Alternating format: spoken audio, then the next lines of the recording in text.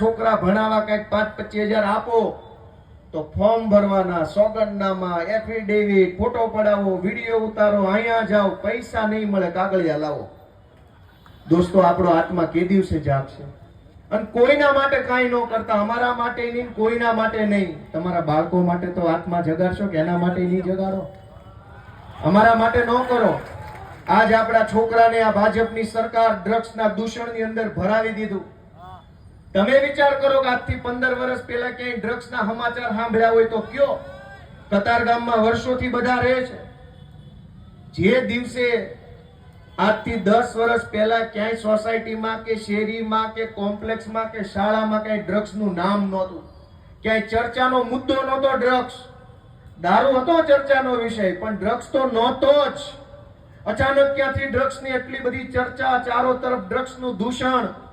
આપણા દીકરા, આપણા દીકરીઓ બરબાદ થઈ રહ્યા છે. ભાજપના પેટનું પાણી નથી હલતું. હું કામ? આપણો આત્મા ઊંઘેલો છે તો ઈ હું કામ ઉપાધિ કરે? છોકરા તો આપણા બગડે છે, એના તો વિદેશમાં છે. છોકરા આપણા બરબાદ થઈ રહ્યા છે ડ્રગ્સના નશાના રવાડે. તમે હેલ્મેટ ન પહેરો તો અહીં સિંગણપુરે પકડે, ન્યાનો પકડે, ડભોલીએ પકડે, ન્યાનો પકડે, ગુરુકુળે ગમે ના ચાલી લે.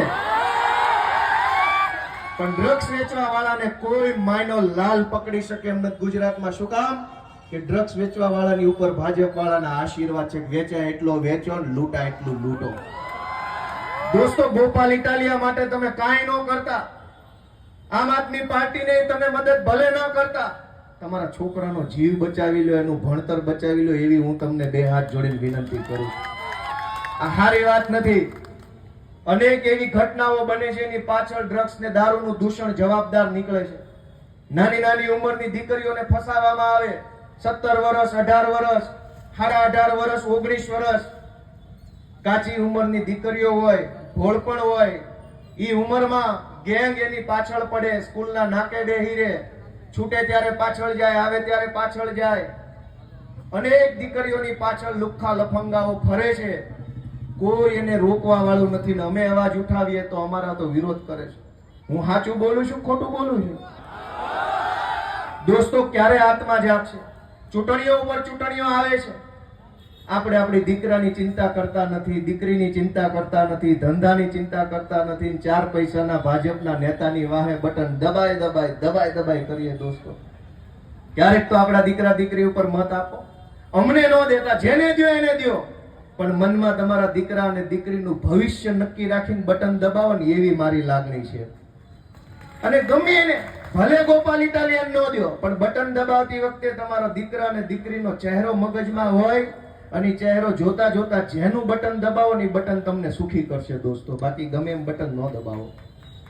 હું તો કતારગામમાં ધારાસભ્ય ન બન્યો, વિસાવદર વાળાએ બનાવ્યો. પ્રશ્ન મારો તો છે જ ક્યાં? ગોપાલ ઇટાલિયાનો ક્યાં પ્રશ્ન છે? મારી વાત સાચી કે ખોટી?